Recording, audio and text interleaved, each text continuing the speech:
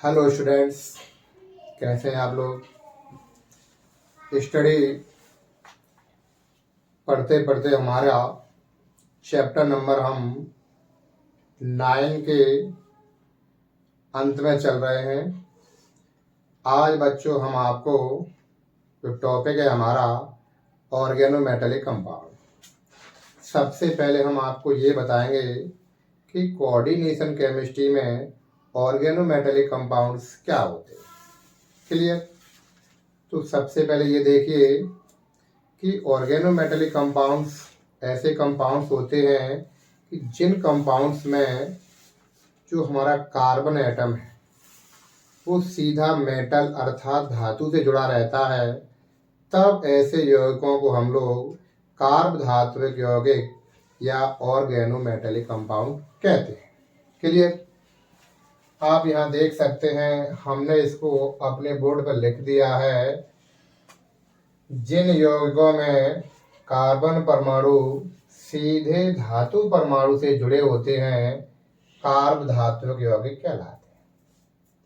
क्या सीखे बच्चों? यानी ऐसे कार्बनिक यौगिक जिनमें कार्बन एटम सीधे सीधे धातु परमाणु से जुड़ा होता है, तब हम ऐसे यौगिकों को ऑर्गेनोमेटेलिक कंपाउंड और कार्ब धात्विक यौगिक के नाम से जानते हैं बच्चों। एग्जाम्पल में देखिए, जैसा कि फर्स्ट एग्जाम्पल आपने लिया है ग्रिग्नार्ड रिजेंट। ग्रिग्नार्ड रिजेंट का एक सार्वजनिक फॉर्मूला होता है RMgx। यहाँ पर R की जगह पर बच्चों हम लोग कोई भी एल्किल मूलक ले सकते हैं। फॉर एग्जाम्पल बेंथिल ले सकते हैं, आप एथिल ले सकते हैं, प्रोपिल ले सकते हैं। तो यहाँ पर हमने देखिए, आप दिखाना चाहते हैं आपको, ये हम यहाँ ऐसे लिख सकते हैं CH3। CH3 को जब स्ट्रक्चरल फॉर्म में लिखते हैं तो ये H इधर लग जाती है बच्चों, C यहाँ रह जाती है, एक H इधर अपन शिफ्ट कर देते हैं, एक H इधर शिफ्ट कर देते हैं और एक H इधर शिफ्ट कर देते हैं। तो अब ये देखिए, ये हमारा कार्बन है और ये हमारी मेटल है। आप देख रहे हैं कि कार्बन और मेटल डायरेक्टली जुड़ चुके हैं। तो इस प्रकार के कंपाउंड्स को हम लोग कार्ब धात्विक यौगिक के नाम से जानते हैं। समझ में आया? दूसरा एग्जांपल देख सकते हैं आप लोग, टेट्राएथिलेट। इसे हम लोग शॉर्ट में बच्चों TEL के नाम से जानते हैं। TEL का फुल फॉर्म होता है टेट्रा एथिलेट।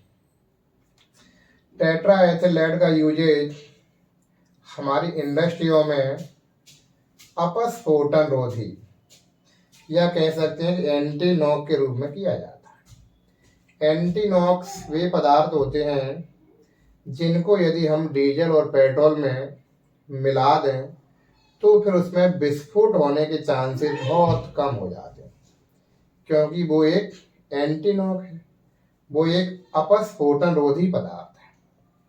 क्लियर। तीसरा एग्जाम्पल देखें बच्चों, डाईएथिल जिंक। डाईएथिल जिंक में भी आप देख सकते हैं, ये हमारा जिंक का एटम है जो कि मेटल है और इधर एथिल के दो मॉलिक्यूल लिए हुए हैं। यहाँ पर भी आप देखिए कार्बन एटम डायरेक्टली जिंक से जुड़ा है, यहाँ पर भी आप देख रहे हैं कार्बन एटम डायरेक्टली जिंक से जुड़ा है। तो इस प्रकार से आप सीख चुके हैं कि इस प्रकार के कंपाउंड हमारे ऑर्गेनोमेटेलिक कंपाउंड अर्थात कार्ब धात्विक यौगिक कहलाते हैं। डाईएथिल जिंक को बच्चों हम इस फॉर्म में भी लिख सकते हैं।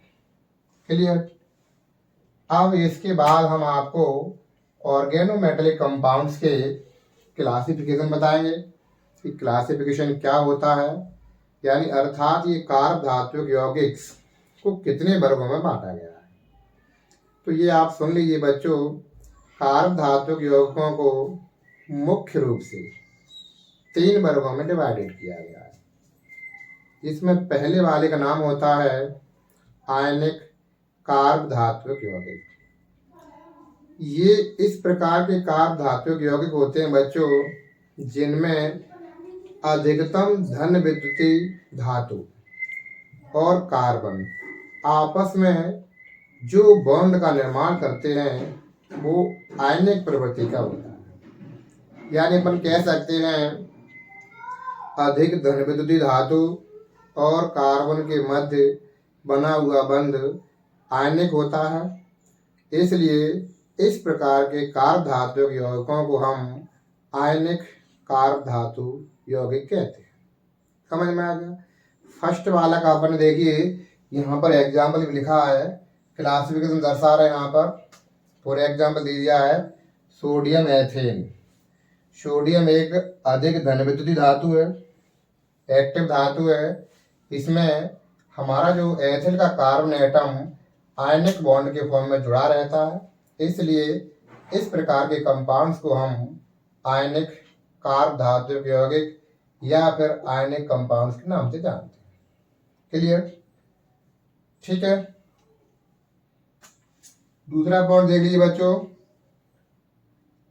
दूसरे पॉइंट का नाम है सिग्मा आबंधित यौगिक। सिग्मा आबंधित कार्ब धातु यौगिक ऐसे होते हैं बच्चों जिसमें हमारी जो धातु है और कार्बन ये आपस में नॉर्मली सह संयोजक बंध के द्वारा जुड़े होते हैं और इस प्रकार से जुड़ते हैं कि मेटल कार्बन की टचिंग में आ जाती है। तब इस प्रकार के कंपाउंड्स को हम लोग सिग्मा आबंधित यौगिक के नाम से जानते हैं। सिग्मा आबंधित यौगिकों में कार्बन परमाणु और धातु परमाणु के रूप में जो इलेक्ट्रॉन्स है ना वो सह संयोजक बंध के द्वारा जुड़े होते हैं।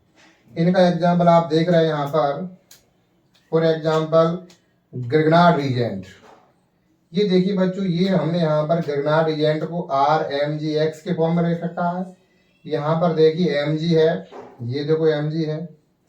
R की जगह हमने मैथिल मूलक लिया है और X की जगह पर अपन क्लोरीन ब्रोमीन आयोडीन में से लेते हैं। ये हमने यहाँ आयोडीन लिया है। यानी ग्रिग्नार्ड रिजेंट एक प्रकार से सिग्मा आबंधित यौगिक है। दूसरा एग्जाम्पल देख रहे हैं आप लोग, टेट्राएथिलेट। तो टेट्राएथिलेट के बारे में हमने बताया कि टेट्राएथिलेट क्या होता है बच्चे। टेट्राएथिल जो लेड है ना वो एक प्रकार का एंटीनॉक सब्सटेंस है जिसका यूजेज हम लोग पेट्रोल में विभिन्न प्रकार के एंटीनॉक के रूप में करते हैं, विस्फोटक न हो इसलिए हम लोग टेट्राएथिलेट का यूजेज करते हैं। क्लियर? इस प्रकार से हमने आपको दो प्रकार बता दिए हैं, तीसरा प्रकार बता रहे हैं। उससे पहले आप इसको अच्छे से नोट कर लें, तब हम आपको तीसरा कार्ब धातु यौगिक बताते हैं। तो स्टूडेंट्स, आपने अभी हमारे सामने या हमारे द्वारा ऑर्गेनोमेटेलिक कंपाउंड्स के क्लासिफिकेशन में 2 पॉइंट्स पढ़ लिए थे। अब हमारा 3 पॉइंट है, थर्ड पॉइंट है वो है पाई आबंधित कार्ब धातु यौगिक। तो इस प्रकार के यौगिक सामान्यतः संक्रमण धातुओं द्वारा कार्बनिक असंतृप्त हाइड्रोकार्बन के द्वारा बनाया जाता है। अब बच्चों, आप लोग असंतृप्त हाइड्रोकार्बन के बारे में जानते होंगे। संतृप्त हाइड्रोकार्बन वो हाइड्रोकार्बन होते हैं जिनमें सभी कार्बन परमाणु आपस में सिंगल बॉन्ड के द्वारा जुड़े होते हैं और ऐसे कार्बनिक यौगिक या हाइड्रोकार्बन इसमें कार्बन परमाणु आपस में डबल बॉन्ड और ट्रिपल बॉन्ड के द्वारा जुड़े होते हैं, उन्हें हम लोग असंतृप्त हाइड्रोकार्बन्स कहते हैं। असंतृप्त हाइड्रोकार्बन्स के लिए एग्जाम्पल की बात करें तो हमारा एल्कीन और एल्काइन, ये दोनों के दोनों ही अनसैचुरेटेड हाइड्रोकार्बन्स होते हैं। एल्कीन की पहचान आप लोग जानते हैं कि एल्कीन का सामान्य सूत्र CnH2n होता है।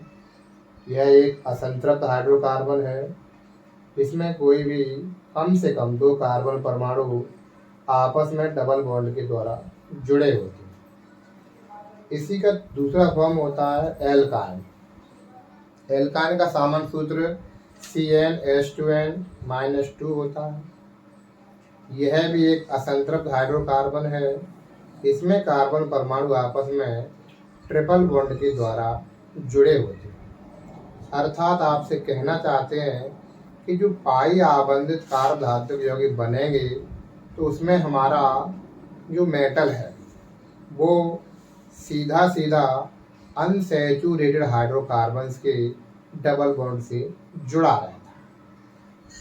पाई आबंधित कार्ब धातु यौगिकों के अंतर्गत मुख्य रूप से दो आते हैं, जायसे साल्ट एंड फेरोसिन। जायसे साल्ट का फॉर्मूला में लिखा है के बड़ा ब्रैकेट चालू PtCl3, ये जो साइन है ईटा का है और डैश करके लिखा C2H4। जो ईटा है ना, यहाँ पर ईटा इक्वल होता है नंबर ऑफ कार्बन्स, यानी कि सेंट्रल मिडल आयन जो हमारा डबल बॉन्ड से जुड़ा रहता है उसमें कितने कार्बन है वो ईटा को रिप्रेजेंटेट किया करता है। फेरोसिन में आप देख रहे हैं यहाँ C5 है तो ईटा पे अपने 5 लगा दिया है, यानी ईटा 5 होगा तो नंबर ऑफ कार्बन 5 होंगे, ईटा 4 होगा तो नंबर ऑफ कार्बन भी 4 होंगे। तो इसको आप नोट कर लें। इसके बाद हम आपको जायसे लेवल का स्ट्रक्चर बना के बताएंगे और फिर हम आपको फेरोसिन भी बताएंगे। क्लियर?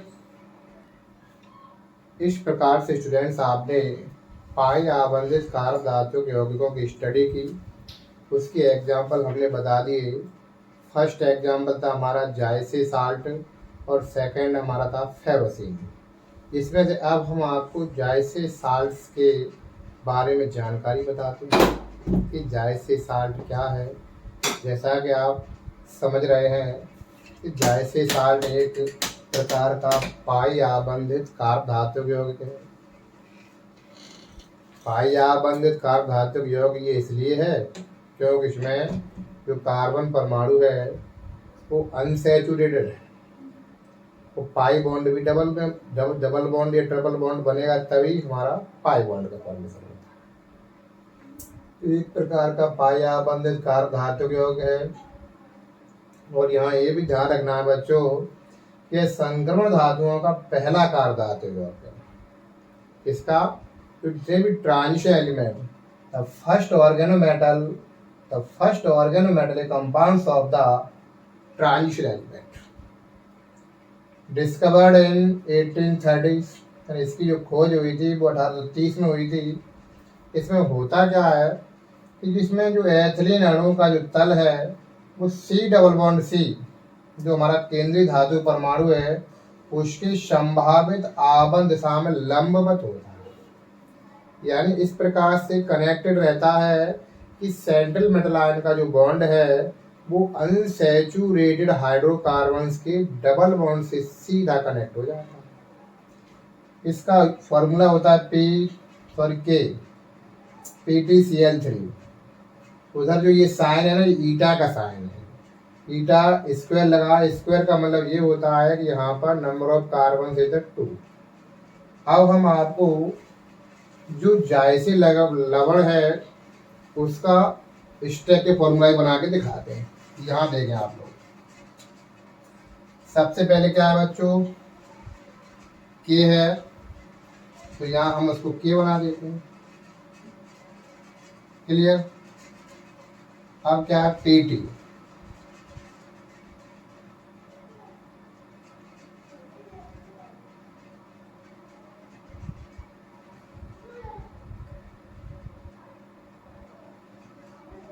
यहाँ पर हमने Pt बना दिया।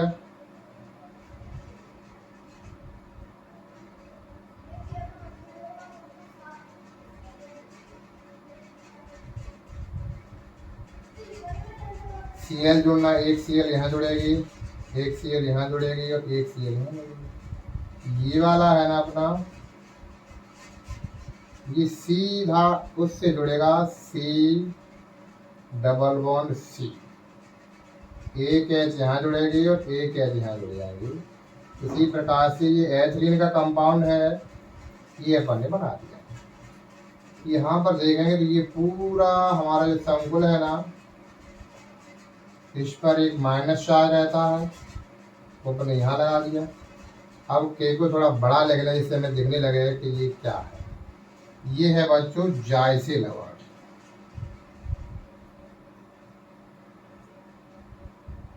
क्लियर? आप इसको लिख लें, नोट कर लें, जिससे कि हम अब आपको फेरोसिन की इंफॉर्मेशन देंगे। एक्चुअल में बच्चों ये कार्ब धातु के यौगिक जितने भी है ना, ये हमारे लिए बहुत महत्वपूर्ण होते हैं।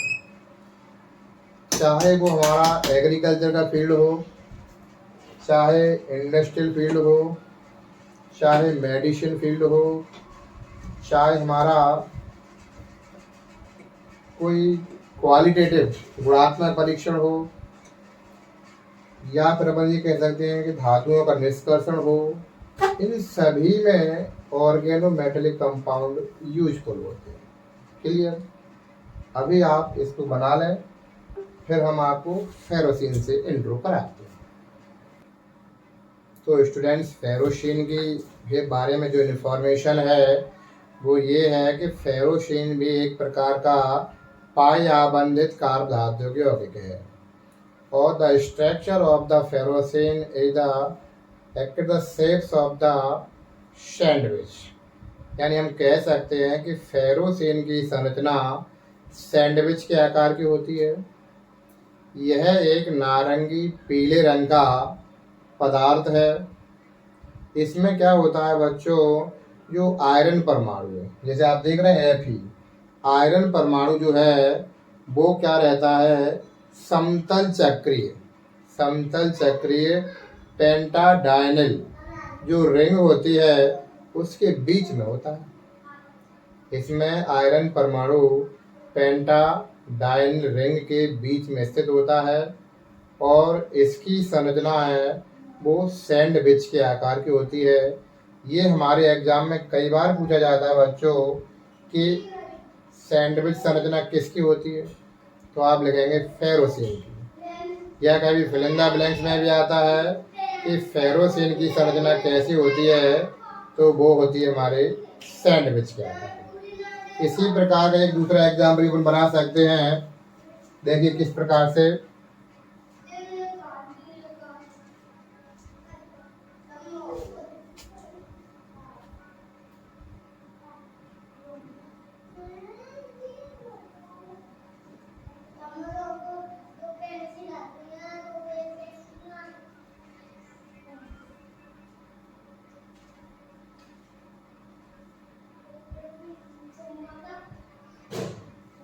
इसको बच्चों बोलते हैं dibenzene, chromium dibenzene बोल सकते हैं, क्योंकि इसमें आप देख रहे हैं Cr का जो मेटल है वो दो बेंजीन के मध्य में जुड़ा हुआ है। क्लियर बच्चों? तो इस प्रकार से आपको आज हमने ऑर्गेनोमेटेलिक कंपाउंड्स के क्या होते हैं, ऑर्गेनोमेटेलिक कंपाउंड्स और उनका क्लासिफिकेशन क्या होता है, इसकी स्टडी कराई। एक बार दोबारा से रिवीजन करते हैं। जिन यौगिकों में कार्बन परमाणु सीधा धातु परमाणु से जुड़ा होता है उन्हें हम कार्ब धात्विक यौगिक या ऑर्गेनोमेटेलिक कंपाउंड्स कहते हैं। फॉर एग्जाम्पल अपने दिया था, जैसे कि Grignard reagent, RMGX, tetraethyl lead था, डाईएथिल जिंक था, ये सभी हमारे ऑर्गेनोमेटेलिक कंपाउंड्स थे। फिर इनका हमने क्लासिफिकेशन करके बताया। क्लासिफिकेशन में 3 टाइप्स के थे। फर्स्ट पे आयनिक था। आयनिक बॉन्ड जब बनता है तो जो आयनिक यौगिक तभी बनते हैं जब अधिक धन विद्युतीय धातु और कार्बन के मध्य बना हुआ बंध आयनिक व्यवहार या आयनिक नेचर का होता है, तब इस प्रकार के यौगिकों को हमने आयनिक यौगिक कहा। इसका एग्जाम्पल दिया था सोडियम एथेन। दूसरा अपना बना बच्चों सिग्मा आबंधित। तो सिग्मा आबंधित में क्या हुआ था कि इसमें जो हमारी केंद्रीय धातु परमाणु है और कार्बन के मध्य जो बॉन्ड बनता है ना, उसकी प्रकृति सहसंयोजी होती है। तब जाकर के सहसंयोजी बॉन्ड बनने से ही यहाँ पर हमने सिग्मा आबंधित कार्ब धातु यौगिकों का नाम बताया। इसमें आपने देखा था टेट्राएथिल लेड आता है, ग्रिग्नार्ड रिएजेंट आता है, डाईमेथिल जिंक आती है, डाईएथिल जिंक आती है, ये सभी हमारी सिग्मा थी। थर्ड पॉइंट पे आया था अपना पाई आबंधित। पाई आबंधित कार्ब धातु ऐसे होते हैं जिसमें जो हमारी मेटल है वो अनसैचुरेटेड हाइड्रोकार्बन के तल से जुड़ी होती है। इसमें 2 एग्जाम्पल आए थे, जायसी लवण और फेरोसीन। इसमें से अपन ने ये बताया कि जो जायसी लवण होता है ना, वो हमारा प्रथम संक्रमण यानी संक्रमण तत्वों का या संक्रमण धातुओं का पहला कार्ब धातु यौगिक है, जिसकी खोज सन 1830 में हुई थी और उसमें ये देखा गया था कि एथिलीन का जो तल है वो C+C के आबंध में संभावित दिशा के लंबवत होता है। दूसरा एग्जाम्पल है फेरोसिन। तो फेरोसिन भी एक प्रकार का पाई आबंधित कार्ब धातु यौगिक है जिसकी संरचना सैंडविच के आकार की होती है और यह नारंगी पीले रंग का पदार्थ होता है जिसमें क्या होता है, एक आयरन का जो परमाणु होता है ना वो पेंटाडाइनिल रिंग के बीच में शिफ्ट होता है। इस प्रकार से बच्चों हमने आपको कार्ब धातु यौगिकों का वर्गीकरण से परिचय करा दिया। इस फिगर को आप बना लीजिए जिससे परीक्षा में बार बार पूछा जाता है कि फेरोसिन पर टिप्पणी लिखिए। तो आप क्या लिखेंगे, फेरोसिन एक पाई आबंधित कार्ब धातु यौगिक है। इसकी संरचना सैंडविच के आकार की होती है। यह नारंगी पीले रंग का पदार्थ है जिसमें एथिलीन अणु है। C+C के लंबवत एक संभावित दिशा में लंबवत होता है और उसका फॉर्मूला अपन ने लिख रखा है। गुड, नोट करें। अब हम आपको ऑर्गेनोमेटेलिक कंपाउंड्स के एप्लीकेशंस यानी कि अनुप्रयोग से परिचय कराते हैं कि कौन से ऑर्गेनिक मेटेलिक कंपाउंड हैं जो हमारे लिए इम्पोर्टेंस रखते हैं। तो फर्स्ट पॉइंट आपको बता दें बच्चों, नंबर 1 लिख सकते हैं औषधियों में। किसमें लिखेंगे अपन लोग, औषधियों में।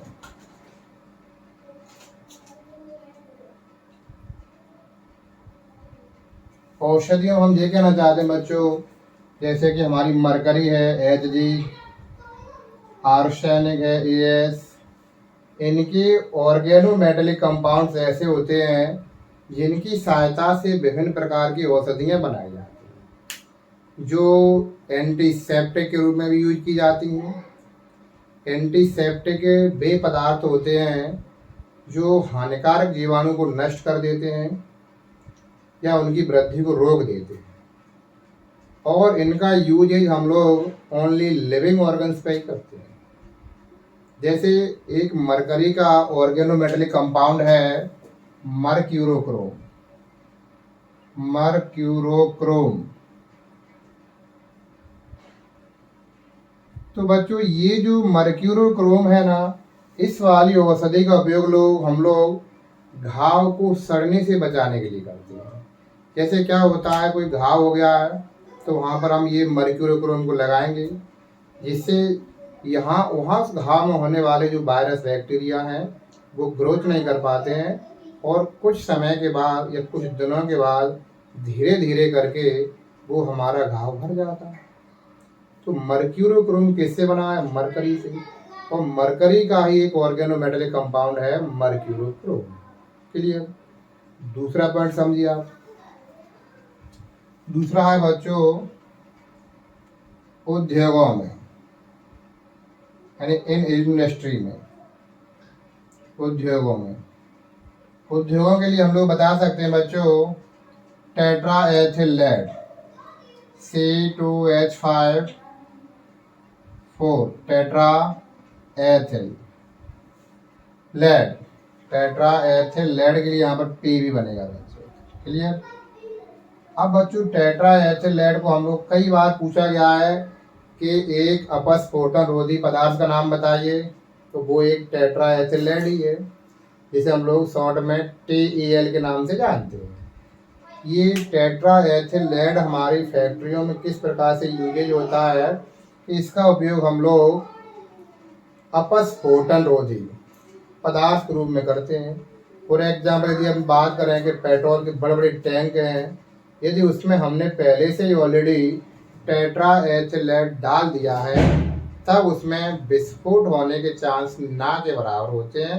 अर्थात ये विस्फोटक रोधी पदार्थ है, एंटी नॉक पदार्थ है जिसकी सहायता से विस्फोट नहीं होता है। क्लियर। तीसरा पॉइंट होता है बच्चों कृषि में, इन एग्रीकल्चर में।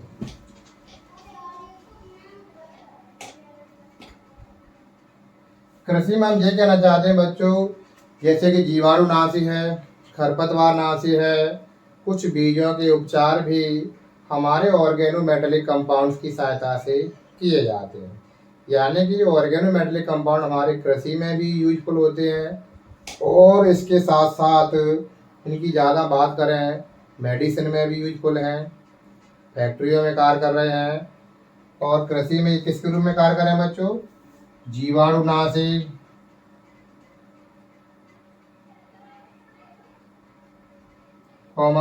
खरपतवारनाशी,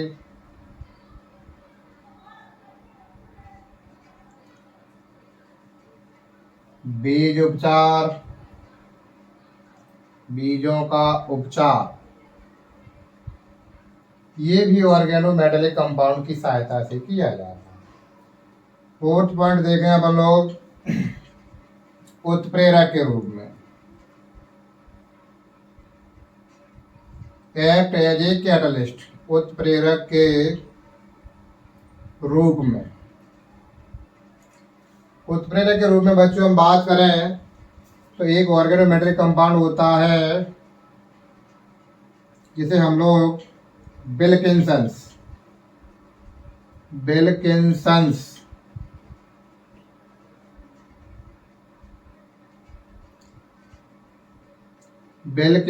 उत्प्रेरक जो होता है ना, उसका उपयोग हम एल्केन और एल्काइनों के हाइड्रोजनीकरण में करते हैं। किसमें करते हैं? हाइड्रोजनीकरण में। हाइड्रोजनीकरण किस किस का करते हैं? एल्कीन का कर सकते हैं और एल्काइन का कर सकते हैं। क्लियर? आप जानते हैं कि एल्कीन और एल्काइन एक अनसैचुरेटेड कंपाउंड है। जब इनका अपन हाइड्रोजनीकरण कर देते हैं ना तो ये सैचुरेटेड में कन्वर्ट हो जाते हैं। क्या सीख रहे हैं हम लोग? ऑर्गेनोमेटेलिक कंपाउंड का यूज एक्ट एज ए उत्प्रेरक के रूप में भी किया जाता है। क्लियर?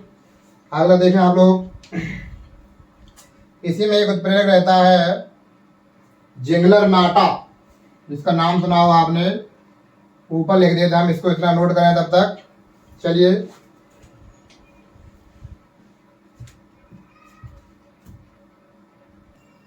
जिंगलरनाटा उत्प्रेरक का उपयोग हम लोग एल्कीनों के बहुलीकरण में करते हैं। जिंगलरनाटा जो हमारा कैटलिस्ट है उसका यूज हम लोग एल्कीनों के बहुलीकरण में किया जाता है। बहुलीकरण में किया जाता है। ठीक, एक कह सकते हैं लोग। अगला पॉइंट है स्नेहक के रूप में।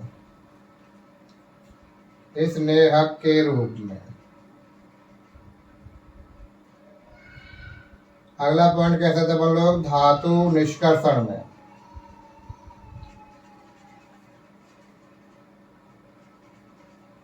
स्नेहक के रूप में प्रसाधन सामग्री बनाने में भी हमारे ऑर्गेनोमेटेलिक कंपाउंड का उपयोग किया जाता है।